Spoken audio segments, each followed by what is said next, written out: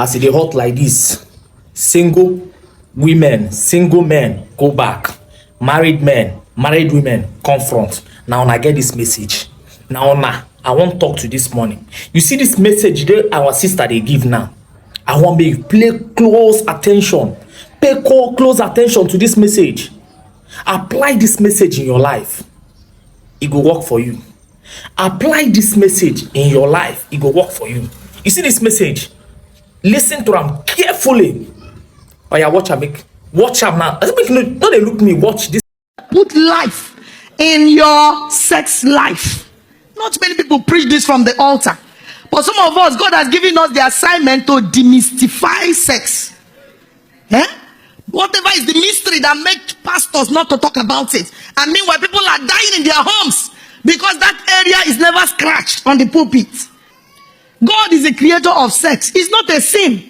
He is a God that loves pleasure. It's not a joy killer.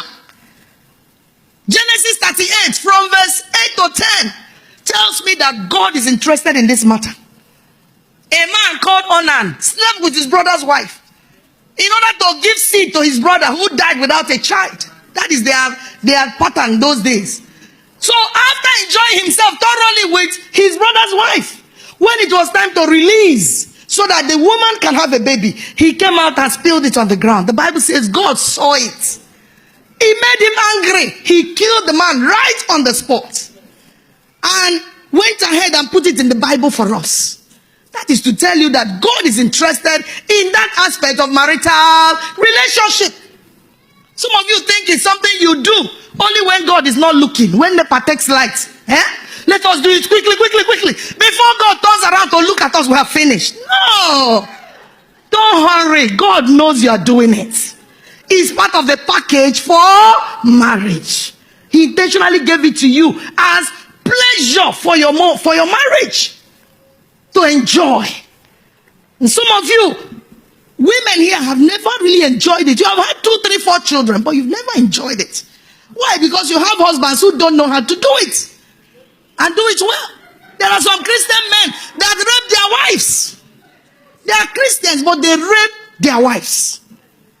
And that is not good. A woman is not like electric lamp. You switch her on when you want and switch her off when you want. It doesn't work like that. Some of you men here, the only romantic word on your lip is Ogelaiwe. Ogelaiwe.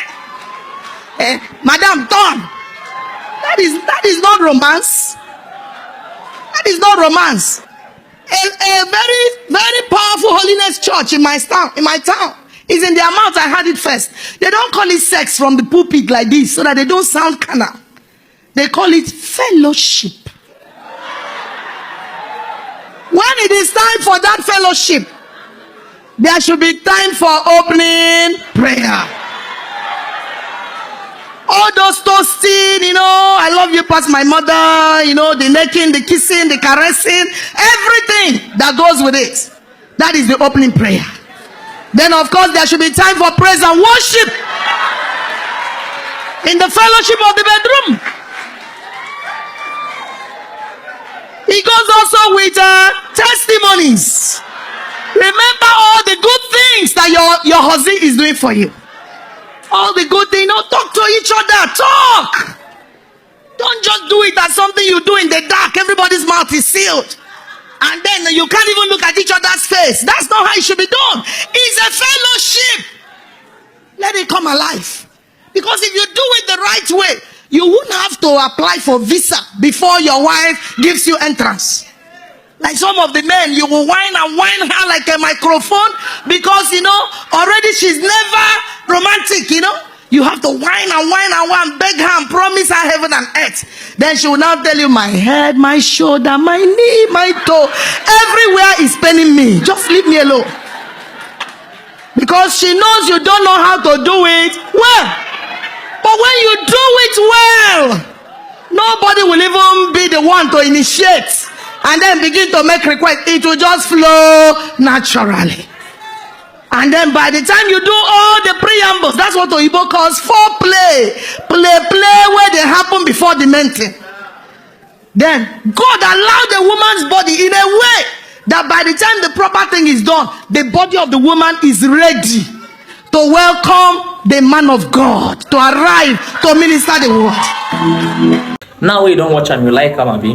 Do you like what you see? Do you like what you see? Oh yeah, beg, no vex. Help me share this video.